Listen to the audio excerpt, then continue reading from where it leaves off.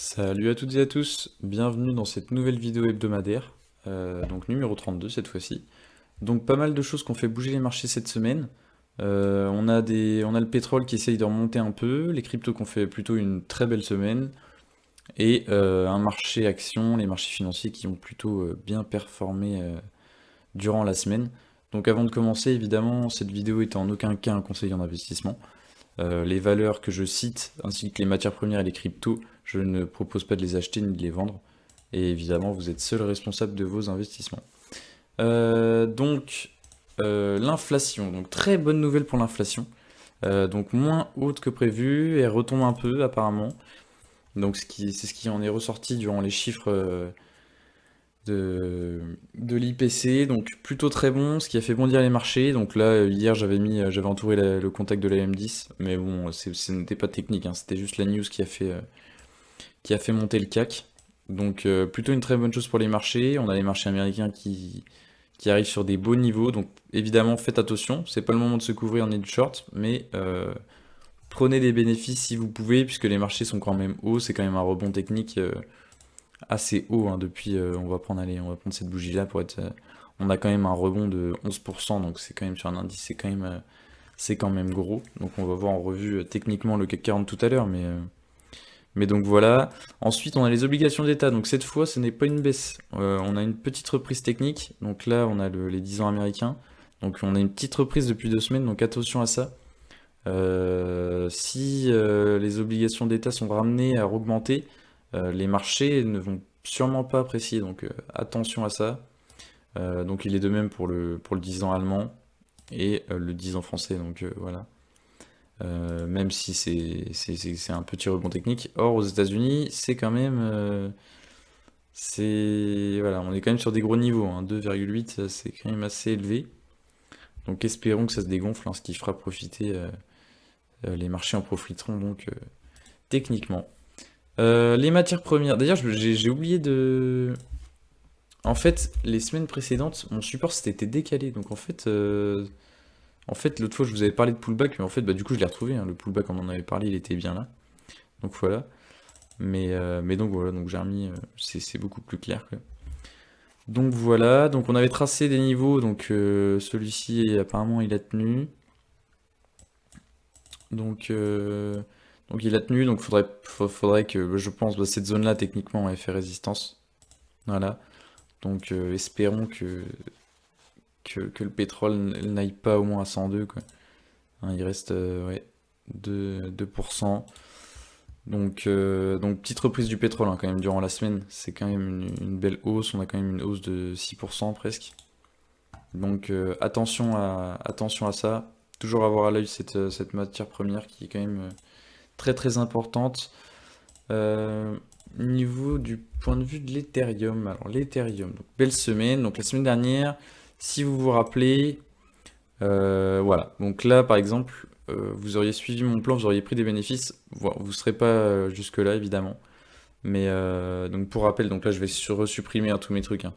Référez-vous à ma vidéo de la semaine dernière, mais donc moi ce que je proposais, parce qu'il y avait une belle congestion ici, donc moi je proposais un achat, donc il y avait un palier ici, ça devait être voilà, 71, un truc comme ça.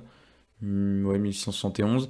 Dès qu'il y avait une poussée dans ces niveaux-là, ben, on achète. Et ouais, j'avais mis un stop, je sais plus où, bah, c'était, vous regarderez.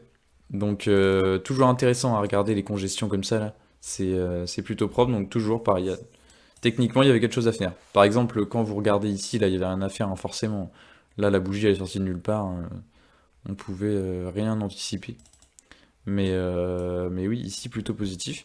De plus, on a passé cette résistance-là, qui équivaut à ça, donc c'est très positif. Ah oui, il avait fait des sacrées touchettes là-dessus. Donc ça, c'était un support majeur. Ça aurait pu faire une résistance majeure aussi. Donc si on l'a passé, c'est plutôt très très bien. Très très bien. Je vais essayer de trouver d'autres supports. Euh, Ouais, on a un petit truc là. Ouais, effectivement. Ouais, ici on a effectivement une autre zone de prix. Voilà. Moi je le mettrais là parce qu'elle va en contact ici. Ici un peu. Ici. Ici aussi.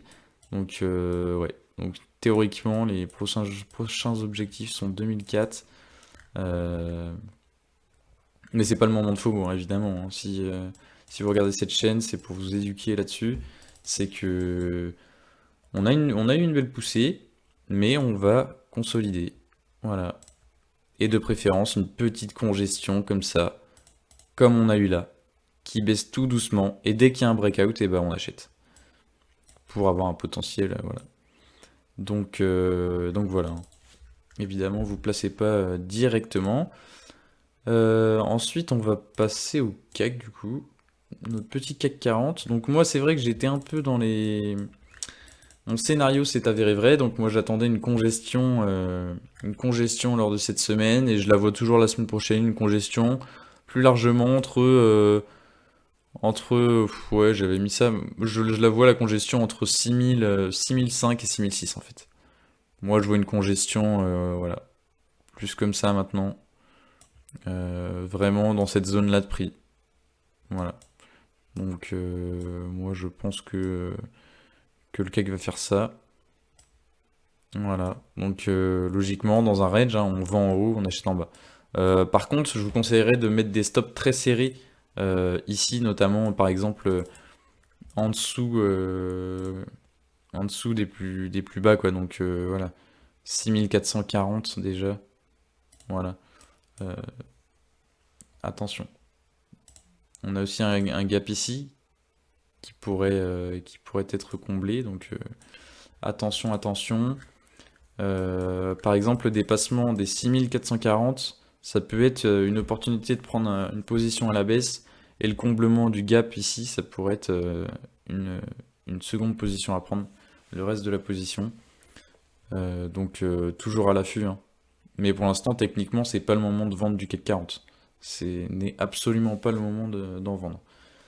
Donc gardez vos billes, c'est très important. Et étant donné qu'il est haut comme ça le CAC 40, ne rentrez pas sur des valeurs sur le long terme très corrélées aux indices par exemple, hein. Donc attention. De plus, on a le contact de la MM200 hein, qui fait résistance naturellement.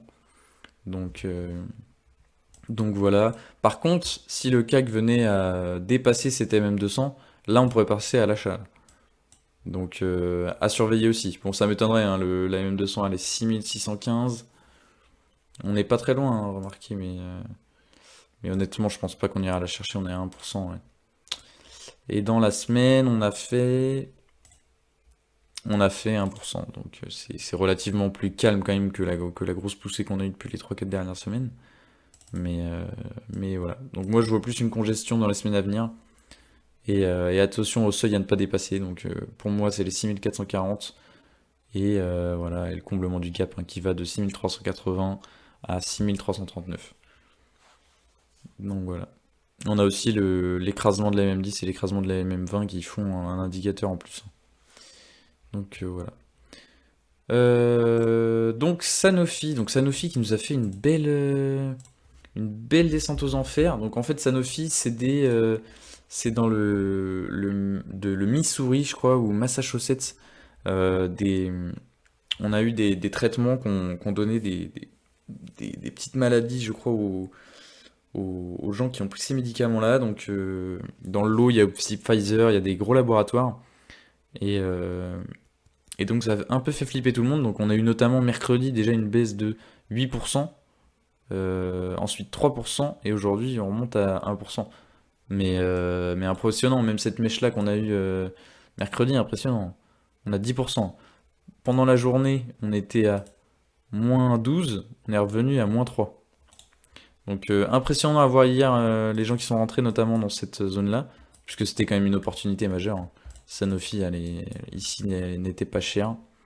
On pourrait voir aller dans la semaine. Mais ouais, Sanofi n'était pas du tout cher, hein. Elle était sur des points en plus, voilà, très intéressants. Donc moi personnellement, j'en ai pas pris, j'en ai profité pour rentrer dans une autre boîte. Mais ouais, intéressant quand même. Il y a aussi le fait qu'aujourd'hui, Sanofi a rassuré hein, sur le fait que ça n'irait pas très très loin apparemment, et qui dédommagerait les personnes ayant subi des traumatismes. Donc voilà, donc techniquement pour l'instant il n'y a pas grand chose à faire. Il n'y a pas grand chose à faire. Après c'est vrai que c'est une bougie d'ampleur, hein, quand même. Ouais, 4% c'est un peu tendu. Mais on aurait pu très bien prendre position. Par exemple, ces bougies-là, normalement c'est mieux les petites bougies, hein. Notamment ces bougies-là par exemple. En fait, vous prenez position, imaginons ici, ou voilà, à la fermeture, et vous mettez un stop très serré au plus bas de la journée. Donc ça vous fait, imaginons vous l'action ouais, vous perdez 0,6%. Donc c'est toujours intéressant. Mais le problème c'est qu'ici, si on fait ça ici, ça nous fait un trop gros, euh, un trop gros reliquat. Remarquez, pas forcément. Ouais, ça fait 2%, ça c'est. Ça va, parce qu'il y a des potentiels quand même de hausse qui peuvent revenir. Donc voilà, toujours suivre. Les baisses, les trop grosses baisses comme ça, généralement, c'est une opportunité d'achat, hein. Ceux qui se sont gavés ici, là, ceux qui sont, bon, on va pas être optimiste, hein, celui qui est rentré à 80, il est déjà à plus 7% pratiquement. Donc, c'est là que être devant son PC toute la journée, ça peut être vachement lucratif quand même. Donc voilà, donc sinon EuroAPI. Donc moi, pour information, moi je vais regarder le grand direct. Pour information, j'ai vendu le grand hier. Donc j'ai vendu le grand. Euh, je suis flat de chez flat, j'ai juste payé la banque. Je suis sorti à 80-90. Donc voilà. Mais flat de chez flat. Après, elle est intéressante cette congestion qu'on a là. Donc pareil, hein, surveiller à la cassure de ce niveau-là. Disons, voilà, les 81. Pourquoi pas repasser à l'achat? Pour ensuite viser ouais, plus haut, quoi. Au moins ce niveau-là, quoi. Donc, toujours intéressante, hein, quand même, le grand, la congestion, mais c'est très mou, c'est un peu chiant, je vais pas vous mentir. Donc mais il y a peut-être un coup à jouer, hein, sur une oblique cassée à la hausse, ça peut être sympa. Bon, mince, je l'avais là.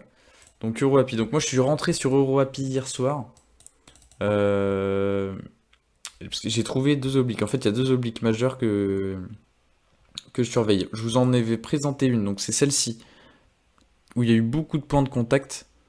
Voilà, que je surveillais beaucoup. Je vous l'ai toujours montré comme ça. Mais il y a aussi cette oblique-là. Donc qui passe par beaucoup de points aussi. Donc un, 2 ici, 3 ici, 4 ici, et 5 hier ici. Donc pourquoi pas. Je la trouve aussi intéressante.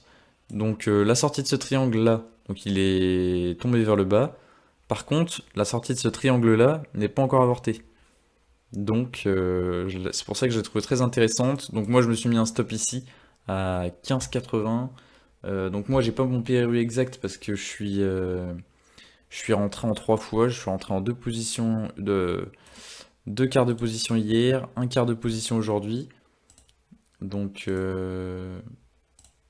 donc voilà, mais je dois être aux alentours de 15, de 16-15 quoi. 16-15, un truc comme ça, 16, ouais, je pense, un truc comme ça, voilà, 16, on va dire. Donc ça me fait un stop assez court, hein, relativement court, à 2% je crois, un truc comme ça. Ouais, voilà, 1,30. Donc potentiellement intéressant, et moi je viserais déjà en premier TP bah, au moins les 16,85, ce qui fait déjà une hausse de 5%. Et après, bah, j'aimerais bien, hein, évidemment, on aimerait bien au moins aller jusque bah, là déjà en premier, et ensuite ici. Donc ça nous laisserait un beau potentiel de hausse, hein, quand même, hein. On a combien? Ah non, ouais, voilà. On a 7% et 7,83, donc à voir. Et sympa, hein, sympa. Puis ça bouge plus, quoi, donc c'est plus intéressant à suivre.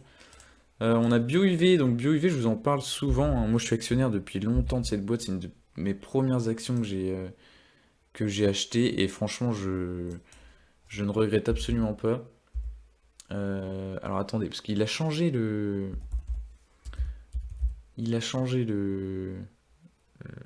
Pro Time, il a eu une mise à jour, et c'est vrai que c'est un peu déconcertant. Alors attendez, voilà, je la trouve même plus. On va, bah,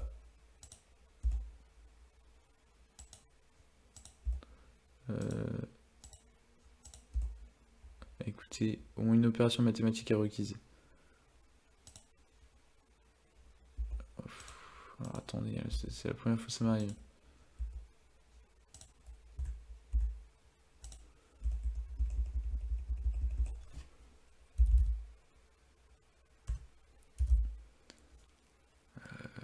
Alors attendez, je vous avoue que ça me dit que ça me...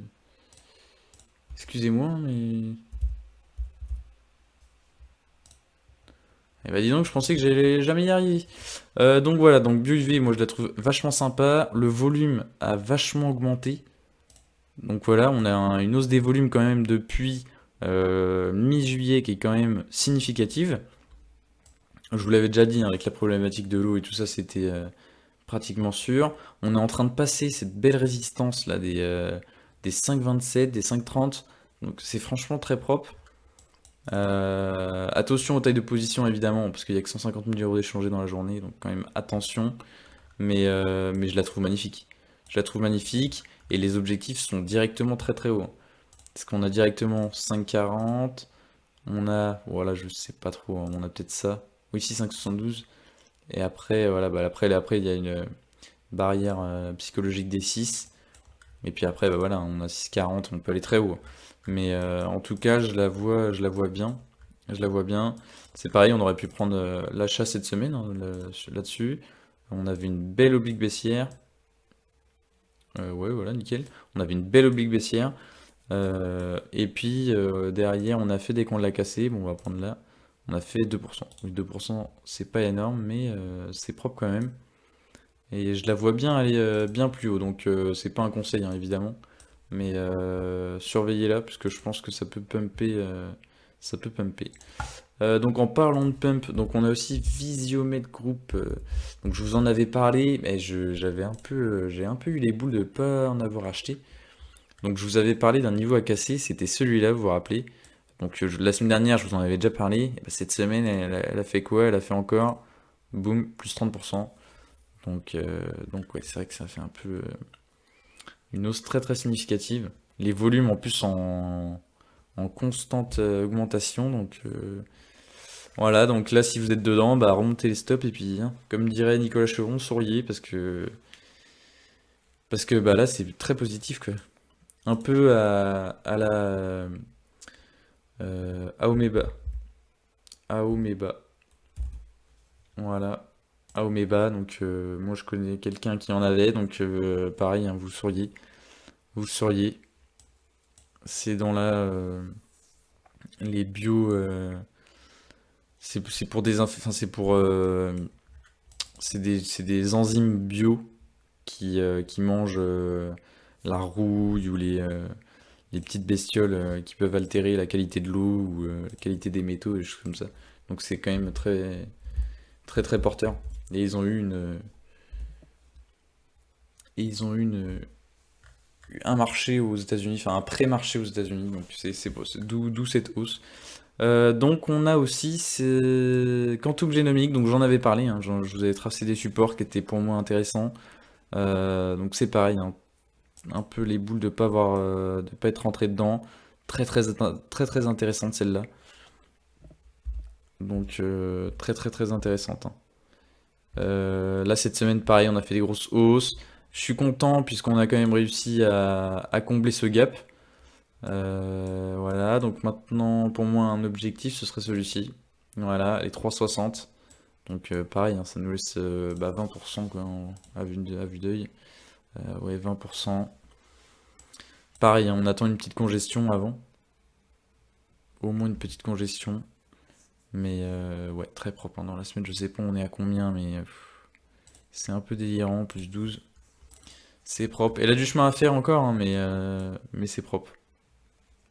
Quand on voit qu'ici, c'est une baisse exagérée comme on a eu un peu ici, hein. Mais quand on regarde la hausse, après elle a fait presque plus de 100%. Bah, plus de 100% depuis ce support-là. Donc si on peut peut-être imaginer que la hausse peut continuer, donc attention. Après spéculatif ça, hein. Donc pareil, taille de position à minimiser au possible. Je me répète, mais bon c'est important, hein, c'est important de le répéter. Préserver le capital. Donc on a Neoen, sinon pareil, intéressante et m'intéresse. Moi je l'attends sur ce support-là. Là. Moi je l'attends entre... moi Neoen, je l'attends clairement entre 41,50 et 40. Et 41, pardon. 41,50, 41, pour moi c'est une belle zone d'achat. Pour tenter, ouais, au moins ces niveaux-là, quoi, les niveaux qui ont été atteints. Mais pour moi ça va repartir en range. Donc si vous achetez là, vous avez un potentiel de 6%. C'est vraiment pas dégueu. De plus, elle est soutenue. Donc non, je pense que Neoen, j'en parle dans la continuité des semaines. À chaque fois, j'en parle de celle-ci parce que pour moi, déjà, elle est tradée. Il y a du volume. On est à quoi? On est à 3 millions d'euros d'échangés aujourd'hui. Donc il y a possibilité de prendre des grosses positions. Donc voilà. Donc moi, je serai à l'achat sur ces niveaux-là. 41,50, 41, qui sont pour moi des beaux niveaux d'achat dans la conjoncture actuelle. Plutôt positif.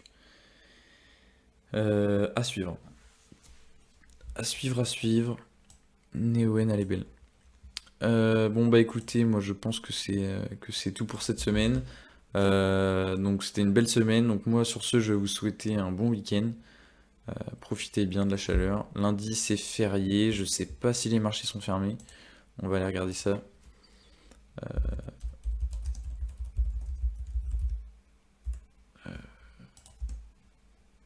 15 août.